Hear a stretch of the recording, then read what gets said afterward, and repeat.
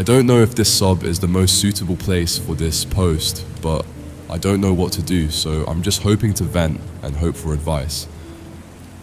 My encounters with this individual, who I will call Ben, began in November 2024 during school. He was a friend of one of my friends, Tom, and eventually we became part of the same friend group. I have always found Ben a bit creepy, which seemed to be the school population's general view towards him. However, once we began regularly socializing, I began to feel bad for my presumptions, until we were added to a WhatsApp group chat, and that was when things started to turn. First, it was the mindless, constant images of gore he would send involving torture victims and murdered children. I don't know if these images were real, but they made me very uncomfortable to the point I asked him to stop, to which I was told to take a joke and stop being a pussy. This was followed by messages where he stated he had killed a cat along with sick fantasies involving people I knew. I wasn't sure if Ben was just your average edgelord, which was my other friend's attitude, but something didn't seem right. One Saturday, I was alone Christmas shopping in my town when I noticed Ben standing down the road from me, just staring directly at me. I waved at him awkwardly, to which he just stared before walking casually down a side street. For the rest of the trip, every time I turned, Ben was standing just staring at me from a distance. I eventually just gave up shopping and went home. Being pissed off, I texted him about it, to which he just stated he didn't know what I was talking about. Another weird thing that happened was, one day during school lunch, Ben, Zach and Jack convinced me to come with them to the forest behind our school. It was stupid, I know, but I was bored and honestly wanted a little adventure. Anyways, we started getting deeper and deeper into the woods, and Ben was acting weird. He was laughing and kept repeating closer, closer. Eventually, both me and Zach agreed it was creepy and off-putting, and we returned. Ben seemed pissed when he and Jack returned. However, when we asked why they wanted us to go further, he responded. He wanted to set a fire and show us. After this, I distanced myself and left the group chat, though I was eventually re-added. While on my hiatus from that group, Ben attacked Tom with a homemade blade. I believe it was a razor from a sharpener, in school, resulting with a wound near his wrist. This resulted in Ben being expelled from school. However, no legal action was taken. It's now been a month and I was re-added to the group chat to find that Ben has been sending graphic self-harm photos and talking about his hatred for his family, blaming them for his misfortune. I'm worried for his family because he genuinely gives serial killer vibes, but perhaps I'm just being paranoid. However, I often wonder about that time in the forest and in the town plaza.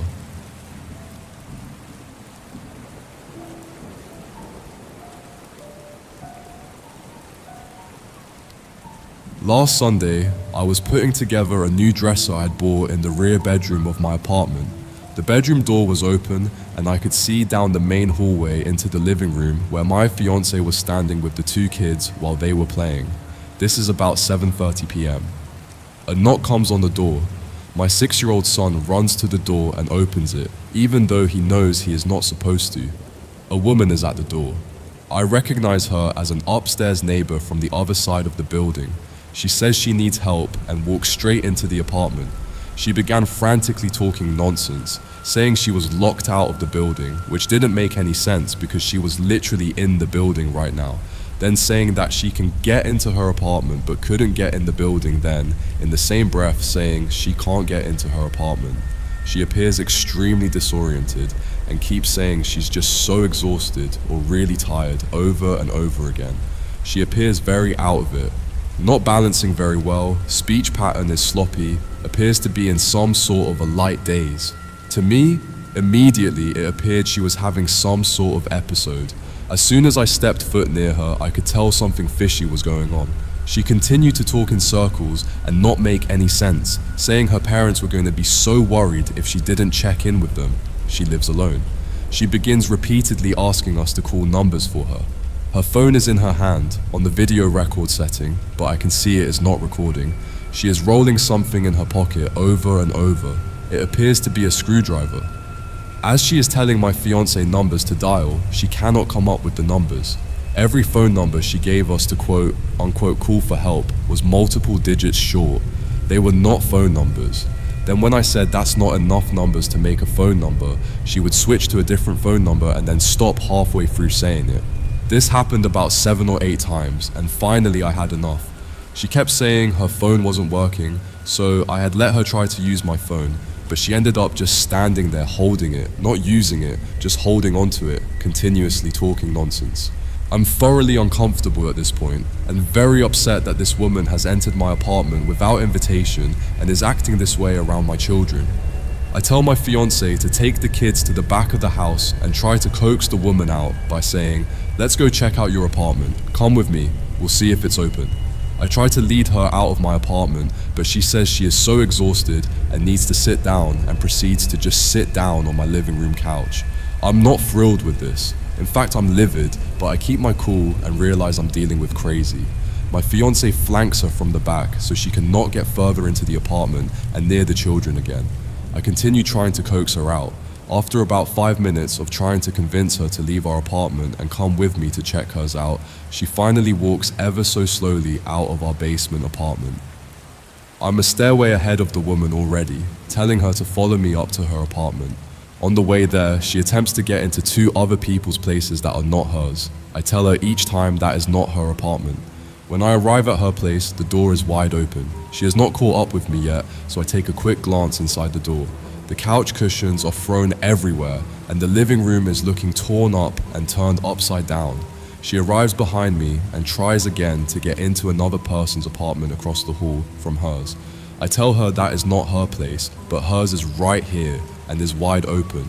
Finally, I get her to go inside. When she does, she apologizes to me by saying, "I'm sorry this is how we had to meet. I'm just so exhausted." I say it's okay and quickly head back downstairs to my place. I have such an uneasy feeling that I decide to call the cops and let them know some woman who I have never spoken to before showed up at my door asking for help and acting disoriented. They say they will send someone to check on her.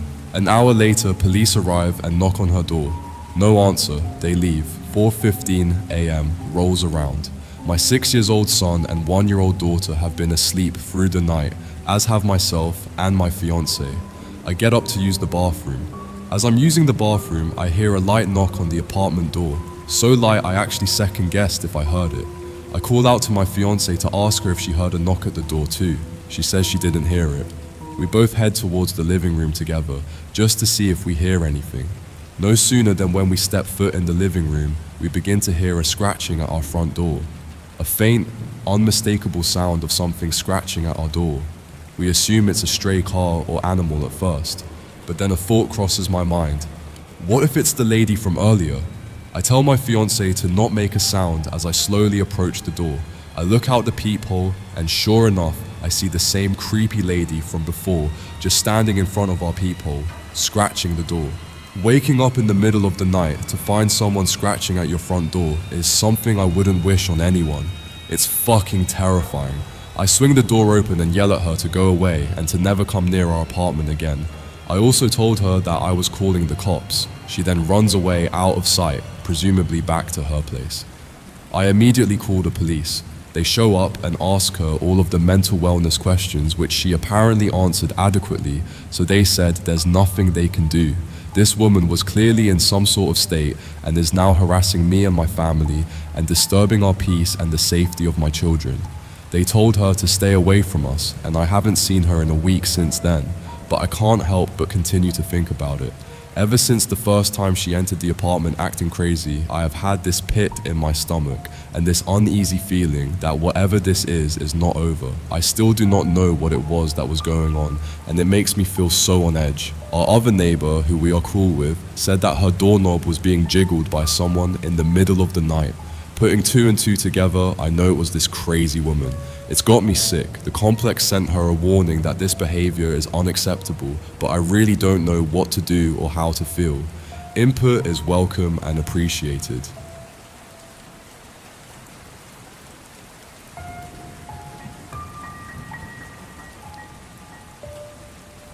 I'm a property manager and 1 year postpartum, so I return to my company part-time. This is fun because I get to float around to different apartment communities who need help and just help wherever it's needed.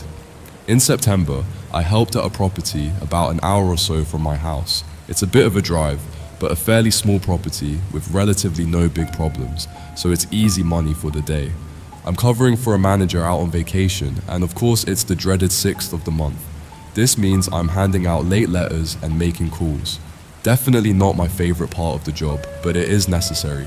The one thing I hate about floating is the residents don't know me well, so I'm delivering late letters and calling and they don't even know me. Again, not my favorite part of the job, but it has to be done. So here we go. I had about 10 late letters to deliver. All was going normal and fine. Some people answer the door and say, "Yep, sorry, I'll have it paid on such and such date." Another person didn't answer, so I left the info on the door, but they flipped me off as I was walking away. All pretty normal stuff that comes with the job. I get down to about the 7th or 8th person. I walk up to this apartment and I can tell from the outside the occupants have absolutely destroyed this home. I smelled cigarettes, cat urine, and general mustiness before I even knocked. All blinds were broken, blankets up in the window, all the works. I get up to the door, do my normal quick knock, waited about 5 seconds, and was ready to post the notice to the door and walk away. Right as I was folding it up to put it between the door partly swings open. A gentleman wearing just his boxers and a cigarette hanging out of his mouth opens the door but doesn't unlatch the security lock, so the door's not opened all the way. "What do you want?" he says as he's giving me a death glare, but also looking me up and down inappropriately. I explained I was just here to deliver the late letters and that I would be on my way now. As I'm explaining this, I notice he keeps looking over his shoulder as if someone is standing next to him behind the door. I find this odd, as if someone is hiding from me, especially because this gentleman won't open the door all the way. I hear some whispering and now I'm sure he is communicating with someone. The gentleman in the doorway asks me to wait and says he has things in his apartment that he needs looked at. I explained I was just there for the letter, but that he can send photos into the office and that I would get work orders in. He begins complaining about our maintenance team and states he really wants someone to take a look in person. At this point, I'm feeling really uneasy. Typically, I would enter and help no problem, but between the looks this guy was giving me and the creepy person behind the door, I'm just not feeling safe at this point. I defer again, trying to make myself sound unimportant and say I'm just a floating person. I can't do anything without manager approval until she gets back, so there is really no point. As I'm telling him this, something catches my eye upstairs. I see a window blind move. Then, I notice 2 additional guys upstairs who are both staring down at me. I'm so uneasy I could be sick at this point. I tell the gentleman that I won't be entering without maintenance or the property manager present, due to it being an ongoing maintenance concern and there not being much I can personally do. He looks annoyed and finally slams the door in my face. I get back to the office and grab the maintenance supervisor for the property to chat things over regarding this encounter. The maintenance supervisor explained to me that there used to be an old man who lived in that apartment, but then his son took over lease after he died. He told me he's noticed a lot of strange activity and weird individuals around that home since the dad died, but he hasn't personally witnessed anything illegal yet, so he's just let it go. He explained they plan to make them move when the contract is over due to condition of the home alone. Anyways, still, I can't get over that extremely horrifying feeling of seeing those 2 men at the top of the stairway looking down at me.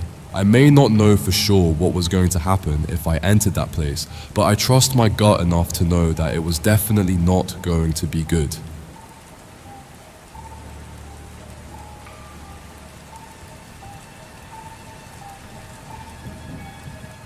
I have so many encounters that I could write about. I seem to be a magnet for creepy people. This occurred when I was around 19 or 20. My life was a mess, to say the least, and I was under a lot of pressure. One of my favorite things to do was go to a used bookstore that I've gone to since I was little. You can exchange books for store credit, so I hadn't had to really pay for a book in years. This bookstore was in a strip mall, and there was a 7-Eleven where I would often get myself a soda and sometimes cigarettes. The people at the bookstore didn't care if I had a drink in there. The men there, probably in their 40s, were checking me out and making some comments. When I bought my cigarettes and the cashier saw I was over 18, he said, "Wow, you're 20. I thought you were so much younger. Doesn't she look younger?" And the other man working there agreed. It seemed like such an odd thing to say. I wanted to sit at the Starbucks across the street, but there was no seating. I lit my cigarette at the 7-Eleven, and it turned out the cashier decided to take his break and smoke at the same time. I tried to be casual and not seem creeped out, but my guard was up, so I wandered over to the store to stay away from whatever they were doing. I was in the bookstore for a while, then somehow I lost track of where I parked. I swear I could lose my car anywhere. I was wandering around the parking lot and stepped between two trucks. Randomly, the 7-Eleven worker stepped in front of me, saying I had to come back in. I told him I had to go to work in a pretty dismissive way and stepped forward. He repositioned himself so I couldn't pass him without spilling my drink and walking under his arm. He claimed that the cashier really needed my number.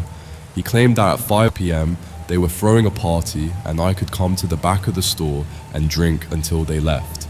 It was around 4:30 at the time, I think. I told him that I had to work and again tried to move around him. He had taken a few steps forward, so I had less room, but I'm small and tried backing up to go in between the other cars.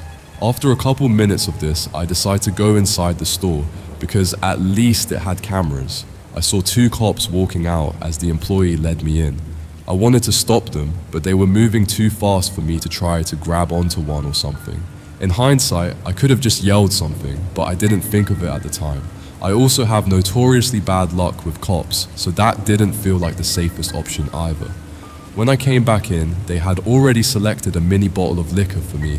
The cashier was explaining how this party on a Wednesday at 5 p.m. was going to be awesome and how there would be substances and alcohol and I was going to have so much fun. I kind of just went along with it because I knew there was no party. Finally, the cashier got around to what he wanted, which was demanding my number. The other employee moved to the door and the cashier was hounding me for my number. I decided the best route was to use a number with a 555 in the middle because apparently those are used for Hollywood phone numbers. They tried to get me to the back, but I said that I had to go to work and I'd go to the next party with them. I was trying to placate them, but still get out. Somehow, no one else was in this 7-Eleven, and I was fending off two creeps with nothing but a soda and a bag of books. I finally found appeased them and exited, but I knew that they would be watching me. I knew I couldn't walk to my car and go off to Nanny because I didn't want them to see my car. I walked as calmly as I could to another store and frantically called the dad of the kids I was going to watch. At this point, I broke down and was shaking and crying. His wife was at work, so he was really my only hope to get out of there quickly. He pulled up in front of the store and I jumped inside. I caught a glimpse of one of them looking out the window, but I don't think they saw me. It wasn't until late that night that we went and picked up my car. Friends have different ideas of what they wanted, whether it was trafficking, kidnapping, or just holding me in the gas station. I still don't know, but whatever it was, they definitely didn't have good intentions. If you guys like this video, please be sure to drop a like and subscribe, and also check out my TikTok account, Scary Time. That is linked in the description below. And as always, stay scary.